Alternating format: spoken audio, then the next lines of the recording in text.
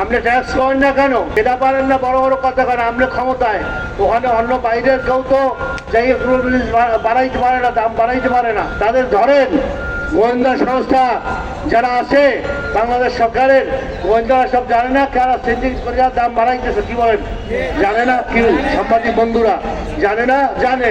এগুলোর ধরে না, কারণ সে ওখানটা মোশাওয়ারা পায়, তারাও ওখান থেকে মোশাওয়ারা পায়। সেহেতু চোরের না আসলে ধর্মের কাহিনী।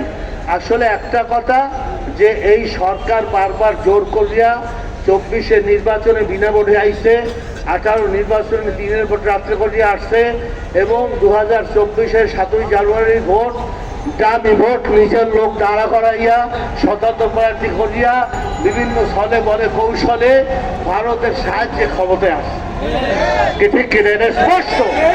সেহেতু আপনি যতই জোর করে আসেন না কেন, আপনাকে বিদায় দিতেই হবে। ফেরাউনও থাকতে পারে নাই, নমরুদও ক্ষমতায় থাকতে পারে নাই, আবু জেলও ক্ষমতায় থাকতে পারে নাই, আপনিও পারেন না। মানুষের পর্দা, মানুষের জুলুম, এই রমজান মাসের পর্দা প্রত্যেকটা মানুষ যারা না খাইয়ে থাকবে, যারা ইফতার করতে পারবে না, রোজা থাকতে পারবে না, সেহরি খাইতে পারবে না, এদের পর্দার থেকে আপনি বাঁচতে পারবেন না। প্রাইম মিনিস্টার, আপনাকে বিদায় নিতে হবে, করুন বিদায়।